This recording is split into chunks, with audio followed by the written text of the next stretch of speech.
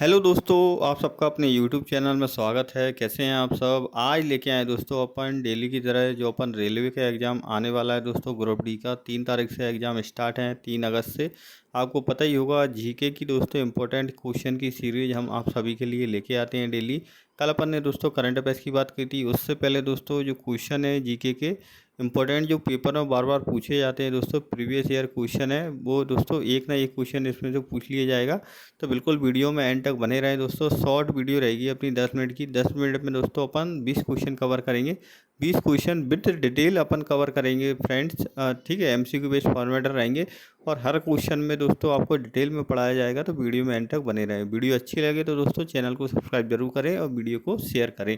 ठीक है, पहला क्वेश्चन देखें दोस्तों क्या दिया गया है। तो दोस्तों इससे पहले इसकी दोस्तों मैं और वीडियो भी ला चुका हूँ, आप वो भी प्ले लिस्ट में जाके चेक कर सकते हैं। ठीक है दोस्तों, तो गरीबी हटाओ का नारा किस प्रधानमंत्री ने दिया था दोस्तों? तो गरीबी हटाओ का नारा दोस्तों आपको पता ही है, भारत की प्रथम महिला प्रधानमंत्री जिनको बोला जाता है दोस्तों, इंदिरा गांधी जी ने दिया था। किसने दिया था? इंदिरा गांधी। इसका बिल्कुल आंसर सही हुआ। गरीबी हटाओ का नारा दोस्तों किसने दिया था? इंदिरा गांधी ने दिया था। ठीक है दोस्तों, पूर्व प्रधानमंत्री इंदिरा गांधी ने दोस्तों 1971 के आम चुनाव में गरीबी हटाओ को प्रसिद्ध नारा दिया था। इसे दोस्तों पांचवी पंचवर्षीय योजना 1974 से 78 में दोस्तों पांचवी पंचवर्षीय योजना आई थी। इसका मुख्य दोस्तों क्या बनाया गया था? इसका मुख्य उद्देश्य बनाया गया था। ठीक है, गरीबी हटाओ का। तो ये क्वेश्चन भी पूछ लिया जाता है दोस्तों, पांचवी पंचवर्षीय जो योजना थी उसका मुख्य उद्देश्य क्या था? गरीबी हटाओ नारा था। ठीक है, अगले क्वेश्चन की ओर चलते हैं। नेक्स्ट क्वेश्चन देखें दोस्तों क्या दिया गया है। नेक्स्ट क्वेश्चन पूछा गया है दोस्तों, भारत में सिक्के जारी करने का अधिकार किसके पास होता है? दोस्तों इंपॉर्टेंट क्वेश्चन है। तो भारत में सिक्के जारी करने का अधिकार किसके पास होता है? तो भारत सरकार के पास होता है। ठीक है, भारत सरकार के पास होता है दोस्तों। बी नंबर का ऑप्शन। दोस्तों सिक्का अधिनियम 2011 के तहत सिक्के ढालने और जारी करने का एकमात्र अधिकार भारत सरकार वित्त मंत्रालय के पास है, जबकि नोट जारी करने का दोस्तों अधिकार आरबीआई के पास होता है। ठीक है, रिजर्व बैंक ऑफ इंडिया के पास। यही दोस्तों अपन गलती कर देते हैं, क्वेश्चन दोस्तों कन्फ्यूजन वाला ही पूछता है। ठीक है, पेपर में अब जो नोट जारी करता है वो तो आरबीआई करता है, आप सबको पता ही है दोस्तों, रिजर्व बैंक ऑफ इंडिया। पर सिक्के जो जारी करता है वो कौन करता है? भारत सरकार करती है। अगले क्वेश्चन की ओर चलते हैं। नेक्स्ट क्वेश्चन आप देखें दोस्तों क्या दिया गया है।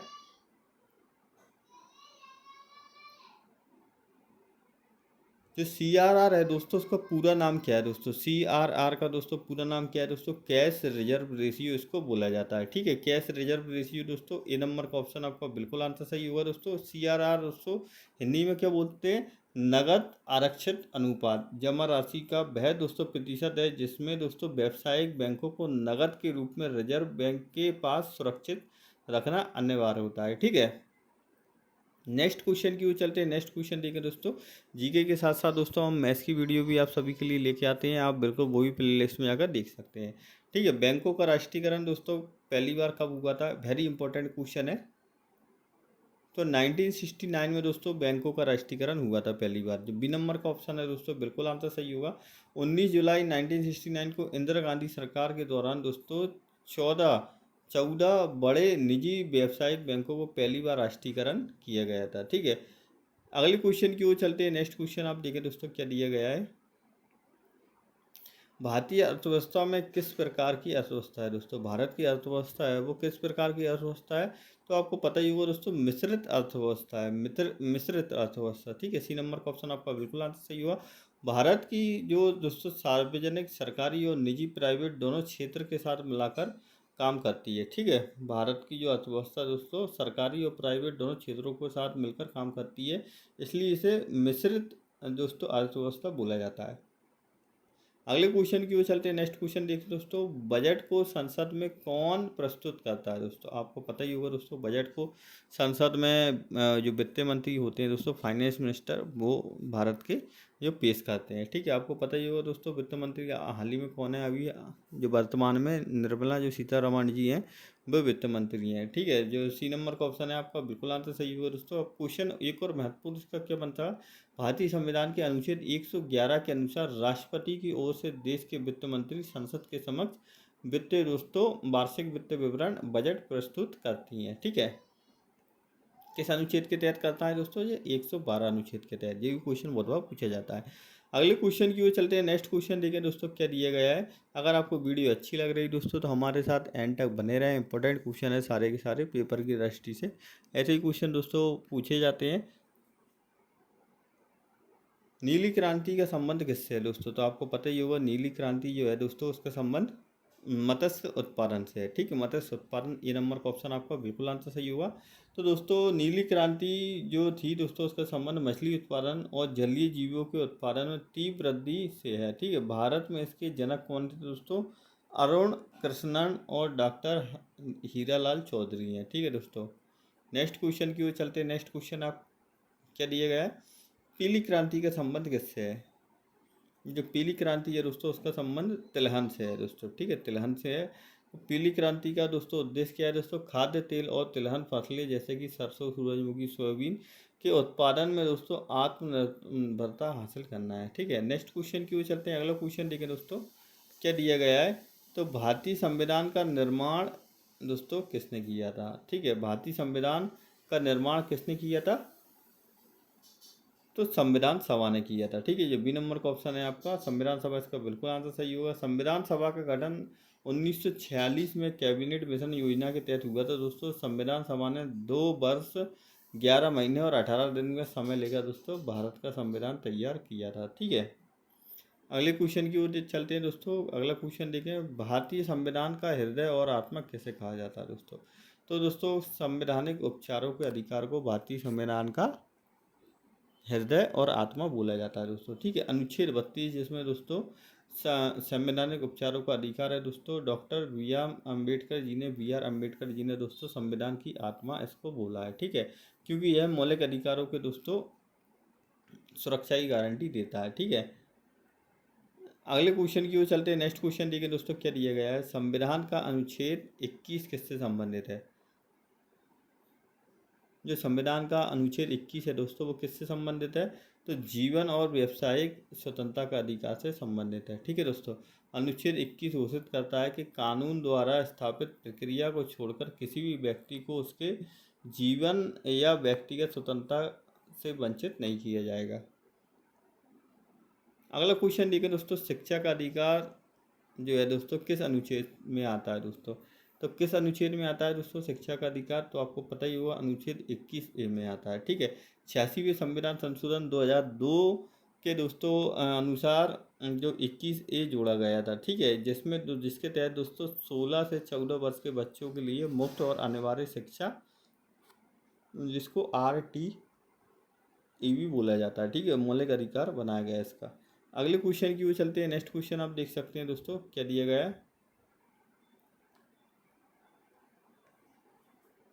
भारत का राष्ट्रपति दोस्तों, भारत के राष्ट्रपति किसके द्वारा चुने जाते हैं दोस्तों? तो आपको पता ही होगा दोस्तों भारत के राष्ट्रपति हैं निर्वाचन मंडल द्वारा चुने जाते हैं। ठीक है, जो भारत के राष्ट्रपति का चुनाव है दोस्तों अप्रत्यक्ष रूप से एक निर्वाचित मंडल इलेक्टोरल दोस्तों कॉलेज द्वारा होता है। ठीक है, जिसमें क्या होता है दोस्तों संसद के दोनों सदनों और राज्य के विधानसभा के दोस्तों केवल निर्वाचित सदस्य शामिल होते हैं। ठीक है, अगले क्वेश्चन की ओर चलते हैं। नेक्स्ट क्वेश्चन आप देख सकते हैं दोस्तों। तो राष्ट्रपति का कार्यकाल कितने वर्षों का होता है? आपको पता ही है दोस्तों 5 वर्षों का होता है। कितने वर्षों का होता है? 5 वर्षों का। ठीक है, राष्ट्रपति का कार्यकाल 5 वर्षों का होता है दोस्तों अपने यहाँ। प्रधानमंत्री का कार्यकाल भी अपने यहाँ 5 वर्षों का ही होता है। ठीक है, तो जो क्वेश्चन भी बहुत बार पूछा जाता है दोस्तों। अब 6 वर्षों का कार्यकाल कहाँ का होता है दोस्तों? आपको ये कमेंट बॉक्स में बताना है। ठीक है, अनुच्छेद 56 के अनुसार राष्ट्रपति पद ग्रहण करने की तिथि से दोस्तों 5 वर्षों की अवधि तक अपना पद धारण करेगा। ठीक है, अगले क्वेश्चन की ओर चलते हैं। नेक्स्ट क्वेश्चन देखिए दोस्तों क्या दिया गया है। भारत में मतदान करने की दोस्तों न्यूनतम आयु कितनी है? तो आपको पता ही होगा दोस्तों 18 वर्ष है। कितना? 18 वर्ष। ए नंबर का ऑप्शन आपको बिल्कुल आंसर सही होगा। भारत में मतदान करने की न्यूनतम आयु कितनी है? 18 वर्ष है। ठीक है, 61वें संविधान संशोधन अधिनियम 1988 के तहत दोस्तों मतदान की न्यूनतम आयु कितनी 21 वर्ष से घटाकर कितनी कर दी गई है दोस्तों? सॉरी 18 वर्ष है मतदान करने की। ठीक है, मतदान करने की कितनी है दोस्तों? पहले 21 थी पर अब कितनी हुई? 18 है। ठीक है, 21 से घटाकर कितनी कर दी गई है? 18 कर दी गई है। पृथ्वी का सबसे छोटा महासागर कौन सा है दोस्तों? पृथ्वी का सबसे छोटा महासागर दोस्तों आर्कटिक महासागर है। ठीक है, आर्कटिक महासागर आपको पता ही होगा दोस्तों, सबसे छोटा है पृथ्वी का। तो दोस्तों आर्कटिक महासागर विश्व का सबसे छोटा और सबसे उथला, ठीक है, महासागर है, जो दोस्तों यह मुख्य रूप से उत्तरी जो ध्रुवीय क्षेत्र में स्थित है। ठीक है, इस सबसे बड़ा महासागर कौन सा है दोस्तों? प्रशांत महासागर है। जी वाले क्वेश्चन भी दोस्तों पूछे जाते हैं। तो नेक्स्ट क्वेश्चन की ओर चलते हैं। अगर आप दोस्तों पहली बार वीडियो देख रहे हैं तो हमारे चैनल को सब्सक्राइब जरूर करें दोस्तों। बस अपनी दोस्तों कुछ क्वेश्चन और बचे हैं, 10 मिनट बचे हैं अपने दोस्तों, 10 मिनट हो चुके हैं।